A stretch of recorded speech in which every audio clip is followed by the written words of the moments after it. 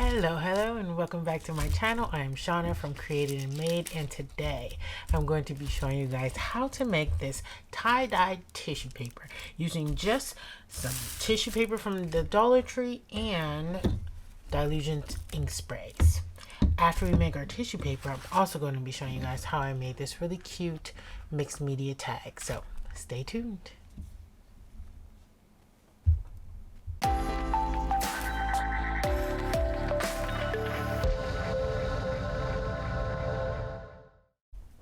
Okay, so let's jump right in. Like I said, we're gonna need some tissue paper for this. This is some good old Dollar Tree tissue paper, nothing special here. And you're gonna need your Dylusions Ink Sprays or any other type of sprays that you might have. I don't know how well this would work with something like oxides or you know, those kind of sprays, but you could always try them. So we will also need some droppers and some rubber bands. These are probably thicker than are really necessary and that I would really want, but these are the only ones I have, so I'm going to use those.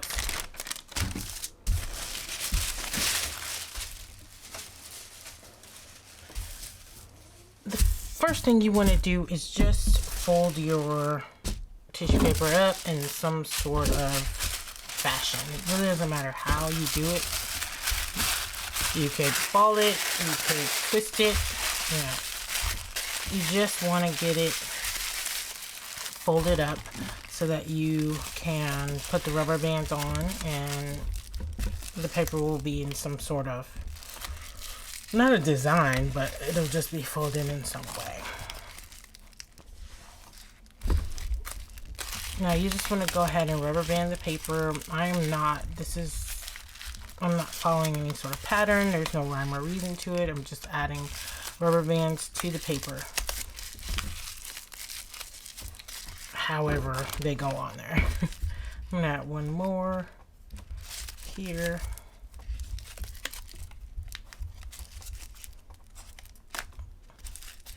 Okay, so once you have your paper all rubber banded, you're going to take your dilution spray, and I'm just going to remove the cap. Put the cap to the side, and you can take your dropper and remove some of the ink spray. This is Calypso Teal color, and you can just go ahead and drop it on, and wherever, like random. Drop it between the rubber band, turn it over, just get it in wherever you see fit. Now I'm going to get out some yellow. This is lemon zest. Get a different dropper so we don't mix the colors together, and go ahead and drop this on.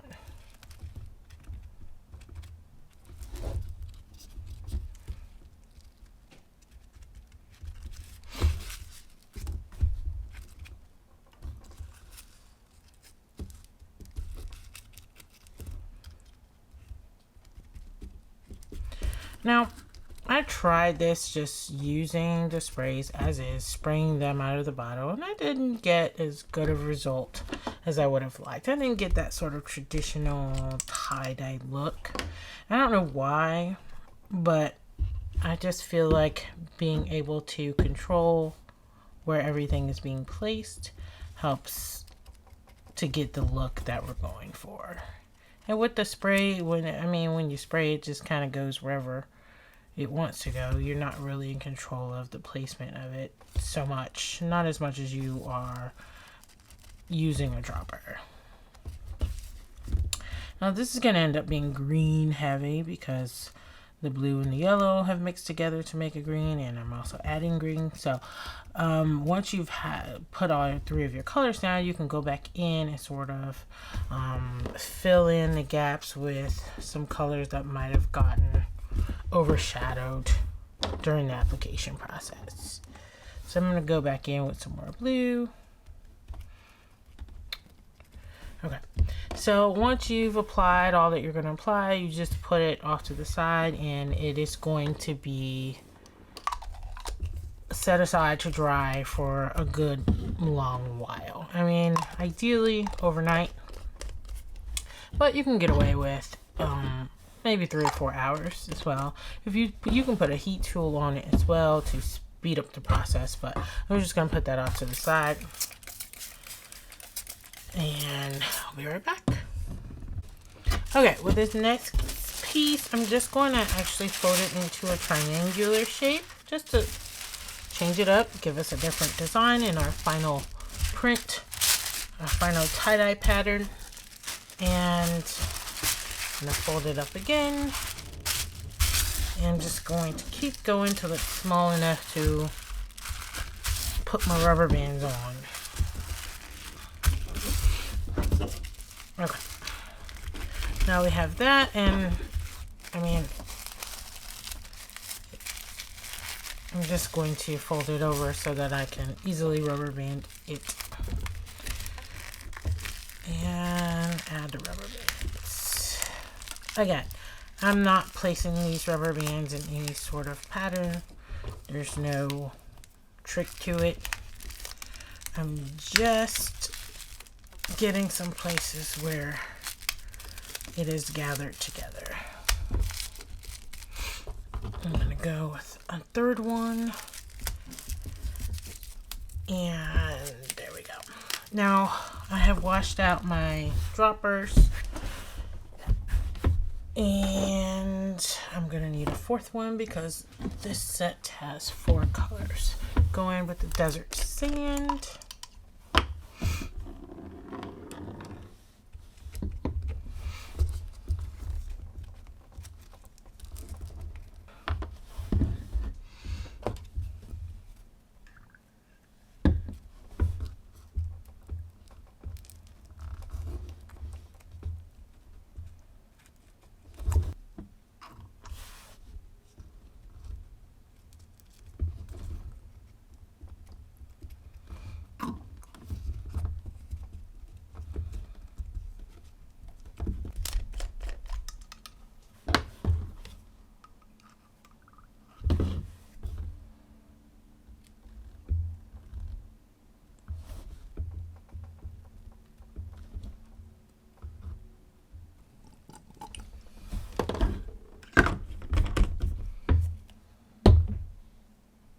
That off to dry.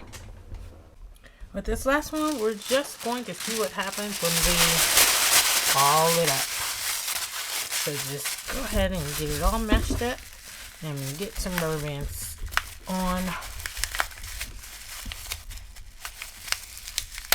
Okay, this last color combination, I have Mushy Peace, Balmy Night, Calypso, oh no, Vibrant Turquoise, and then a splash of Squeezed Orange.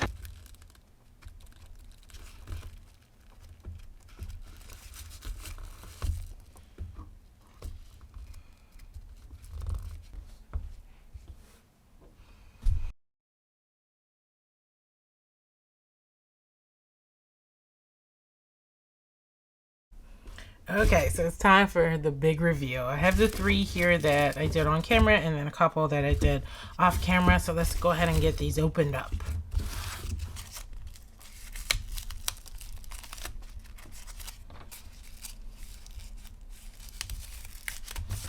Okay, let's take a look at each one that we did. Now, the first 2 I'm going to show you have the least amount of white space. And the thing with these 2 is that these were both balled up into a ball, and I sprayed water on them before I put any of the ink on. So the ink was allowed to travel a little bit more thanks to the water, and because I balled it up, there's no discernible pattern. I mean, there's you can see the ink, you can see what it decided to do, but there's no discernible pattern like you would have with typical tie-dye. So this is one that I did in that fashion, and this is the other one that I did. That even though it's not, you know, super typical tie-dye, I think it's still stunning and beautiful and definitely usable. Now these next 2 have the most white space, I believe, of any of the ones that we did, and these next 2 were done with the triangular folding. You can see here where it was folded in a triangle and then in another triangle like that. But I think this has the most typical sort of tie-dye look, and I think this is beautiful. Like, this is probably my favorite one right here. You see all the discernible pattern, and then the colors all look amazing. I really like how this one came out. This is the other one that we did with the triangular folding, and again, you see a lot more white space than with the first two we showed, and there's a lot of discernible pattern. I really like how this one came out as well. And finally, the last one we did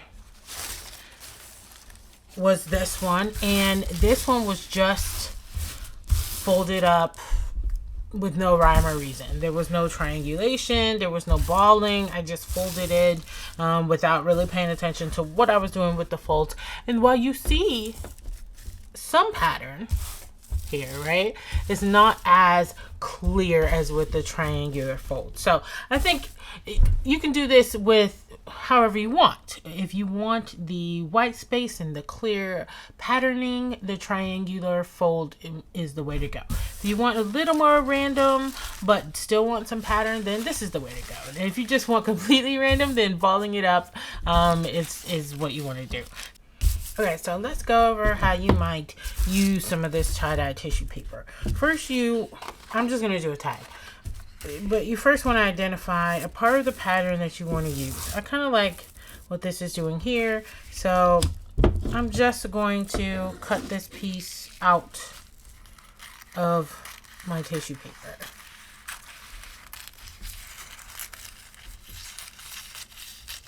And then, I mean, you have plenty left over to do additional projects later.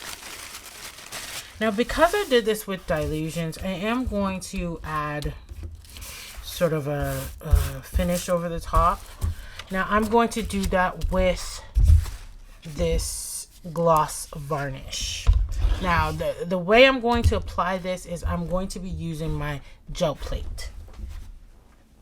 Okay, so I've located my 8x10 gel plate, and I cleaned it off a bit because, I mean, you just don't want additional colors. I don't want additional colors transferring from the plate onto my tie-dye if I can help it. So I have this gloss varnish. I'm just going to apply it to my plate. Now this is, like I said, a way to set the Dylusions, because Dylusions is water reactive. So I just want to apply a finish over the top, and because it is tissue paper, this is going to go through to the other side as well. And I found the easiest way to apply finishes like this without sort of reactivating the ink is using the gel plate. So I have gone ahead and rolled that out, and here's my piece that I cut out, and I'm just going to stick this down. And like I said, because it is tissue paper, you won't have to apply it on both sides. You will be able to just apply it to this side, and it should take for the other side. And you want to go ahead and pull that off and then let it dry. Okay, so once you've applied the varnish, you do want to go ahead and let that dry. And it's pretty important not to let it touch itself, because it's real easy to get it stuck together. It'll be pretty sticky. And if it folds upon itself, it would be pretty easy to rip this tissue paper. So now that my varnish is dry, I can go ahead, and I found that I am probably going to be able to just get 2 tags out of this piece. So that worked out perfectly. So I'm going to cut my tissue paper in half and then use my matte gel medium to attach it to the tag.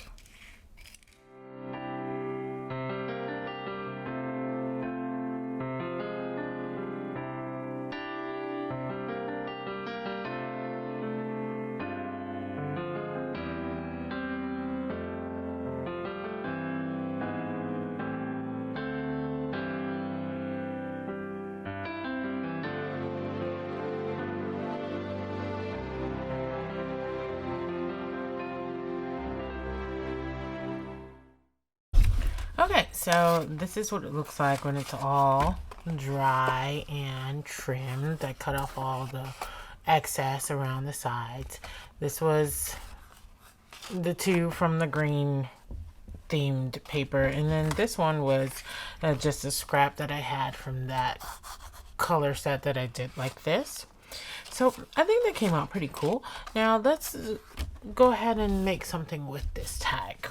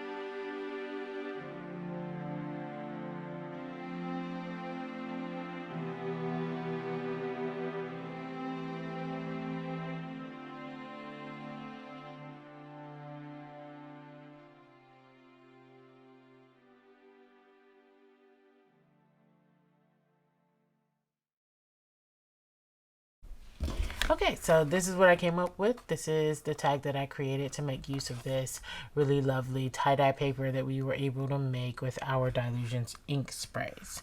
Now, as you guys saw, I just added a piece of complimentary colored printer paper, my Dina Wakley chipboard piece over the top, some splatters, a stamp that I cut out, and I think it came out really nice. So I hope you guys like this. I hope you get your creative juices flowing or are able to use your ink sprays to make some of these tie-dye papers. If you guys liked it, go ahead and leave a like, and don't forget to hit that subscribe button. I hope to see you next time. Have a creative day. Bye-bye.